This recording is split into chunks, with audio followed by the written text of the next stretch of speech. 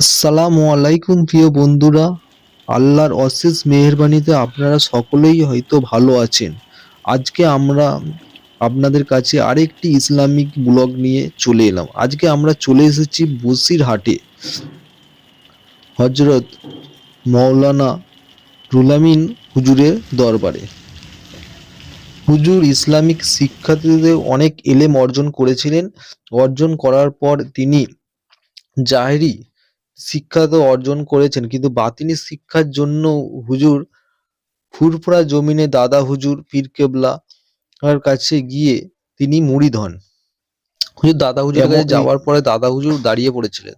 তখন তিনি বললেন, আপনি তো বাংলার পীর, আপনি আমাকে দেখে দাঁড়িয়ে পড়েছেন? বলছে, আমি তোমাকে দেখে দাঁড়াইনি, তোমার এলেমকে দেখে দাঁড়িয়ে পড়েছেন। হুজুর দাদা হুজুরের হাতে মুরিদ হয়ে তিনি বাতিনি শিক্ষাও অর্জন করেছিলেন। দাদা হুজুরের খলিফার মধ্যে উন্নত মানের খলিফাও হচ্ছে। হুজুরের খলিফাদের নিয়ে দাদা হুজুর বলল, তোমরা যাও ওখান থেকে একটি খেজুর পাতা